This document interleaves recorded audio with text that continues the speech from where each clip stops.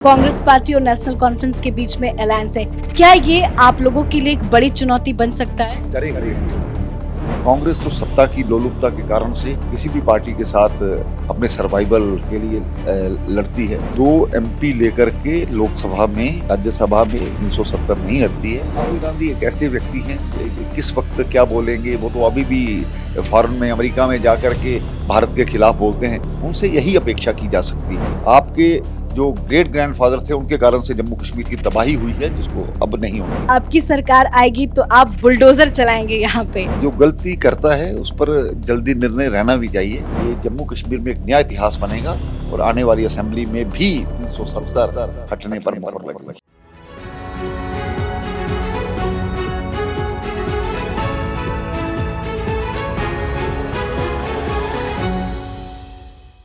नमस्कार, capital TV देख रहे हैं आप। मैं हूं आपके साथ पूजा। इस वक्त मेरे साथ मौजूद कविंद्र गुप्ता जी हैं, जो जम्मू कश्मीर के बीजेपी के पूर्व डिप्टी सीएम भी रहे हैं, मेयर भी रह चुके हैं, स्पीकर भी रह चुके हैं और चुनाव है तो चुनाव को लेकर चर्चा करेंगे। सर, आपका बहुत बहुत स्वागत है कैपिटल टीवी में। सर, मेरा पहला सवाल आपसे है, चुनाव बहुत नजदीक है, क्या तैयारियां हैं बीजेपी? क्या लगता है, क्या इस बार बदलाव देखने को मिलेगा नतीजों में? देखिए, इस बार भारतीय जनता पार्टी जो चुनाव लड़ रही है, सरकार में आने के लिए लड़ रही है। अपने तौर पर सरकार बनाए, ये हमारी प्राथमिकता है। और जो हमारी तैयारी की बात आप कर रही हैं, उसमें मैं आपको बताना चाहता हूँ, लोकसभा इलेक्शन से पहले ही भारतीय जनता पार्टी का जो एक सेटअप है, बूथ, शक्ति केंद्र, मंडल एवं जिला, ये सभी 11,000 कुछ जो यहाँ पर बूथ हैं, उसमें से 95% बूथ, कुछ इलाकों को, जो दूर दराज के इलाके, उनको छोड़ करके भारतीय जनता पार्टी के बूथ सभी रजिस्टर्ड है। और हमारा एक ऐप है सरल ऐप, उस पर चढ़े हुए हैं। तो इसी के साथ ही शक्ति केंद्र प्रमुख समय समय पर हमारे जो 6 कार्यक्रम रहते हैं, उसके माध्यम से भी हमारा अपने बूथ स्तर पर मिलना होता है। हर बार मोदी जी के मन की बात के माध्यम से बूथ पर हमारा कार्यकर्ता इकट्ठे करके उनको सुनता है।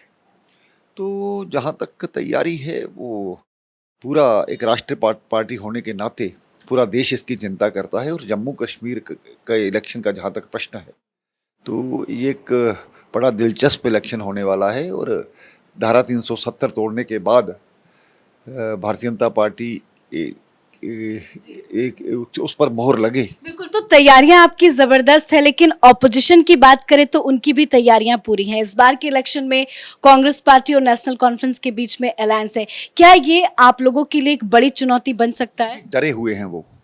डरने का कारण ये है कि तभी तो बार बार समझौता करते हैं और अलायंस बनाते हैं। पहले ये पार्टियां अलग अलग लड़ा करती थी।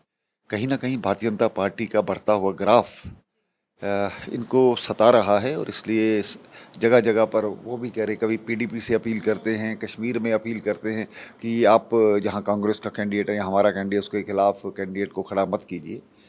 तो आने वाला 8 अक्टूबर के दिन जब ये मशीनें खुलेंगी, तो स्वाभाविक बात है कि सबसे बड़ी पार्टी बन करके हम ही आएंगे। लेकिन सर, इस बार के इलेक्शन में काफी निर्दलीय भी मैदान में उतरे हैं। क्या वो एक चैलेंज फैक्टर है, या वो फायदा देगा या वो नुकसान कराएगा? देखिए, 2 चीज़ें रहती हैं। हमारी पार्टी से अधिकांश जो ठीक है 10 साल बाद इलेक्शन हो रहे हैं, और हर व्यक्ति की ये लालसा होती है कि मैं इलेक्शन लड़ूं। लेकिन भारतीय जनता पार्टी के कार्यकर्ता की एक विशेषता है, वो घर अगर नाराज होकर के बैठा हो तो उसको मनाया जा सकता है। उसके लिए नेशन फर्स्ट, पार्टी सेकंड और सेल्फ लास्ट जो तो मैं आपको रोकना चाहूंगी और माफी भी चाहूंगी। आपने कहा कि मनाया जा सकता है, हर कार्यकर्ता तो जुड़ा रहता है। आप तो बचपन से ही आरएसएस के साथ जुड़े रहे हैं, बीजेपी के साथ जुड़े हैं, आप पूर्व मुख्यमंत्री भी रहे हैं, मेयर भी रहे हैं, स्पीकर भी रहे हैं, काफी ज्यादा आपका लगाव होगा। लेकिन इस बार आपका टिकट काटा गया है, तो क्या नाराजगी है आपके अंदर? देखिए, नाराजगी नहीं, अभी मुझे बहुत कुछ, आपने कहा इतना कुछ रहे हैं, अभी मुझे बहुत कुछ रहना है। तो इसलिए पार्टी की व्यवस्था है, पार्टी ने एक बड़ा सम्मान दिया है मुझे चुनाव प्रबंधन कमेटी का अध्यक्ष बना करके। तो अगर इतना कुछ पहले पार्टी ने दिया, तो अब भी अपने तरीके से मुझे लगता है मिलेगा। सर, ये जो खबरें चल रही हैं बाहर की बीजेपी में टिकट बंटवारे को लेकर काफी लोगों के अंदर नाराजगी है और इसका नुकसान बीजेपी को होगा, अंदर काफी ज्यादा विद्रोह हो गया है, बहुत सारे लोग छोड़ रहे हैं बीजेपी को, ऐसा क्या चल रहा है पार्टी के अंदर? क्या नेता नाराज हैं? क्या हर कोई नाराज है? कि बड़ी पार्टी है, जब परिवार बड़ा होता है तो स्वाभाविक बात है। पर मैंने ये कहा कि हाँ, 10 साल बाद इलेक्शन हुआ है और 10 साल में इच्छा तो रहती है, लेकिन मैं अपने कार्यकर्ताओं को ये भी कहता हूँ, जब सरकारें बनती हैं तो बहुत से बोर्ड्स बनते हैं, बहुत सी ऐसी वो चीज़ें, ऐसे कुछ फॉर्म्स होते हैं जिस पर कि अपने कार्यकर्ता को एडजस्ट किया जा सकता है। केवल एक एमएलए बनना या एक एमपी बनना ये सभी के लिए तो हो नहीं सकता है। इसलिए जो भी होगा पार्टी के द्वारा उनको सही इस जगह पर उनकी जो लिया जाए, उनके काम जी, उनसे और लिया वैसे जाए। भी पीएम मोदी हर बार चौंकाते हैं। इस बार बीजेपी की तरफ से कोई सीएम कैंडिडेट का अनाउंसमेंट नहीं हुआ है। अगर अदर स्टेट की बात करें सर, राजस्थान में भी अनाउंसमेंट नहीं किया गया, आज उत्तराखंड में भी कई बार सीएम बदले गए। राजस्थान से लेकर तमाम अलग अलग स्टेट्स में जो एमपी में चुनाव हुआ या जो रिसेंटली अभी चुनाव हुए हैं, हमेशा अचानक से कोई नया सीएम आ गया, ना उसकी उतनी पकड़ थी, ना लोगों ने माना था कि वो रेस में होंगे। आपकी पार्टी में सीएम फेस को लेकर क्या कुछ चल रहा है? ऐसी कोई चर्चा या कुछ बताना चाहेंगे आप? प्राथमिकता है जीत, उतना बहुमत लाना कि हम इस पर फैसला कर सके। दूसरा, भारतीय जनता पार्टी में परिवारवाद तो है नहीं, इसलिए कोई भी चेहरा, हर व्यक्ति जो इस पद के लिए उपयुक्त होगा, तो हमारी जो लीडरशिप इसको सामूहिक सोचती है और अच्छा निर्णय ही होगा और नए लोगों को लाना भी चाहिए, इसमें कोई सर, वो आपके कुछ बयान बड़े चर्चा में बने हुए हैं। आपने कहा कि आपकी सरकार आएगी तो आप बुलडोजर चलाएंगे यहाँ पे, इस पे क्या कहना चाहेंगे? देखिए, जो गलती करता है उस पर जल्दी निर्णय रहना भी चाहिए और इस प्रकार के लोगों को एक सबक मिलता है। मुझे लगता है कि ऐसा सबक देने की ज़रूरत है, तभी बहुत सी चीज़ें सुधरी हैं। इसका उदाहरण हमारा यूपी है, असम है और मध्य प्रदेश है, राजस्थान में भी कुछ ऐसे। और ठीक है कि जो लोग खास करके इस देश की एकता और अखंडता के खिलाफ और खास करके गुंडागर्दी और इस प्रकार की चीज़ें करते हैं, उनके लिए तो ये एक्शन होना ही सर, है। अगर लोकल इशू की बात करें तो यहाँ पे मैंने काफी लोगों से बातचीत की, वो कह रहे हैं कि एक रोजगार बहुत बड़ा मुद्दा है और विकास जो है वो ज्यादा श्रीनगर की तरफ हुआ है, जम्मू में बहुत ज्यादा विकास नहीं हुआ। क्या ये? मैं पूजा जी आपको बताना चाहता हूँ, इस प्रदेश में भेदभाव रहा कुछ सरकारों के दौरान। कश्मीर को प्राथमिकता मिलती थी, जम्मू और लद्दाख को दूसरे दर्जे का शहरी माना जाता था। और नंबर 2, रोजगार कैसे होता? 35 साल यहाँ पर मिलिटेंसी रही और उसके कारण से कोई भी व्यक्ति ना तो कश्मीर में इन्वेस्टमेंट करता था, बाहर के कोई पैसा यहाँ पर आता नहीं था, कारपोरेटर सेक्टर यहाँ पर नहीं था। हर व्यक्ति जो पैदा होता है ग्रेजुएशन के बाद या कुछ देर के बाद हमें क्लास 4 ही लगा दो, इस प्रकार की एक सोच, उस सोच से निकालना मुझे लगता है बहुत ज़रूरी था। आज अब शांति व्यवस्था बनेगी तो स्वाभाविक बात है कि उस सोच से सभी बाहर निकलेंगे।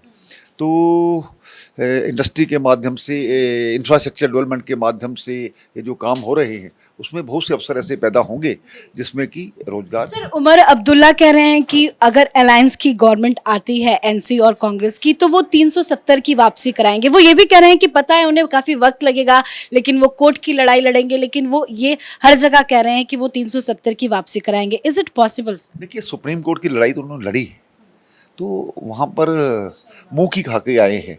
लोगों को गुमराह करना, लोगों को सपने दिखाना, ये गलत है। 2 एमपी लेकर के लोकसभा में, राज्यसभा में उससे 370 नहीं हटती है और कांग्रेस इस पर चुप्पी साधे क्यों बैठी है, क्योंकि उसको पता है कि पूरे देश में भी मुझे जाना है। ना वो उनका जो मैनिफेस्टो है उसके लिए कुछ हाँ करती है ना करती है। कांग्रेस तो सत्ता की लोलुपता के कारण से कहीं भी अपने आप को किसी भी पार्टी के साथ अपने सर्वाइवल के लिए लड़ती है। तो मेरा कुल मिलाकर के आपके माध्यम से लोगों को कहना है, ये एक सपना है जो कभी पूरा होने वाला नहीं है। ये पहले जब 370 धारा को ख़त्म किया गया, लोकसभा राज्यसभा में बहुमत से राष्ट्रपति के हस्ताक्षर से इन चीज़ों को समाप्त किया गया है। और क्या आप, मैं पूछना चाहता हूँ, क्या आप वाल्मीकियों के अधिकार समाप्त करोगे जो 370 के बाद मिले? गोरखा समाज के अधिकार, वेस्ट पाकिस्तान रिफ्यूजीज़ के खिलाफ ST SC का जो दर्जा दिया हमने, गुज्जर बकरवाल पहाड़ियों को, उसको ख़त्म करोगे? ये जनता के साथ द्रोह होगा जिसको नहीं होने दिया जाएगा। तो और राहुल गांधी भी स्टेटहुड की बात कर रहे हैं, वादा कर रहे हैं। देखिए, राहुल गांधी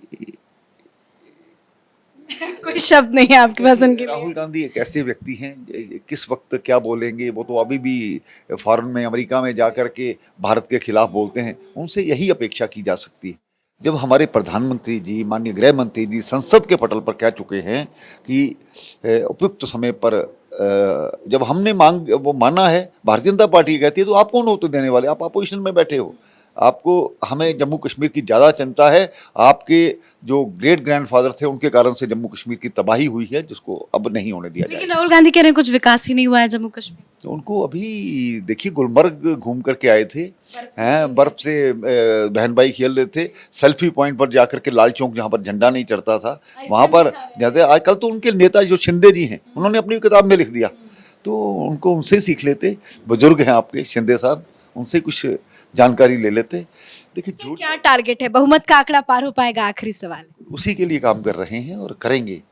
ये जम्मू कश्मीर में एक नया इतिहास बनेगा और आने वाली असेंबली में भी 370 हटने पर मोहर लगेगी। बहुत बहुत धन्यवाद सर बातचीत करने के लिए। लास्ट संदेश चुनाव को लेकर हमारी जनता को कुछ देना चाहिए। देखिए, भारतीय जनता पार्टी राष्ट्रहित की लड़ाई लड़ती है। मैं आपके माध्यम से जनता से यही अपील करूंगा, आपने सभी को मौका दिया, 3-3 पीढ़ियों को मौका दिया, चाहे वो मुफ्ती परिवार हो, ये नेहरू परिवार हो, या अब्दुल्ला परिवार हो। भारतीय जनता पार्टी को आजमाइए। हमने पिछले कुछ दिनों में ही यहाँ पर जो विकास की राह चली है, IIT, AIIMS, central universities, ring roads, express highways, ये रेल का पहुँचना, मेडिकल कॉलेजेस, इतना कुछ दिया है। ये शिक्षा के क्षेत्र में, मेडिकल के क्षेत्र में भारतीय जनता पार्टी जम्मू कश्मीर के कल्याण के लिए, नए जम्मू कश्मीर के लिए कुछ भी करेगी। इसलिए आपका वोट भारतीय जनता पार्टी के नाम। बहुत बहुत धन्यवाद सर बातचीत करने के लिए। तो ये थे हमारे साथ जम्मू कश्मीर के पूर्व डिप्टी CM कविंद्र गुप्ता जी, जिन्होंने कहा कि भारतीय जनता पार्टी सरकार बनाने जा रही है क्योंकि विकास काफी ज्यादा हुआ है, चाहे वो सड़कें हो, स्वास्थ्य हो, हर मुद्दे पे अलग अलग काम हुआ है और इन कामों के आधार पर ही बीजेपी वोट मांग रही है। हालांकि नतीजे बताएंगे कि किसकी सरकार बनती है। इस वीडियो में मेरे साथ फिलहाल इतना ही। देखते रहिए कैपिटल TV। नमस्कार।